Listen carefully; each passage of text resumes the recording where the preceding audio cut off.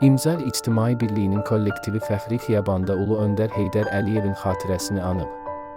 İmza Sosial İnkişafa Dəstək İctimai Birliyinin rəhbər heyəti, kollektivin üzvləri və könüllüləri Ulu Öndər Heydər Əliyevin anadan olmasının 102-ci il dönümü münasibətilə Fəxri Xiyabanda ümummilli liderin məzarını ziyarət ediblər. Görkəmli dövlət xadimi Heydər Əliyevin Azərbaycançılıq məfkürəsini, vətənə və millətə xidmət ideallarını özü üçün əsas ideoloji xətt olaraq müəyyənləşdirmiş imzaçıların adından böyük siyasətçinin məzarı önünə əklil və gül dəstələri qoyulub. Müstəqil Azərbaycan dövlətinin memarı və qurucusu Heydər Əliyevin əziz xatirəsi ehtiramla anılıb.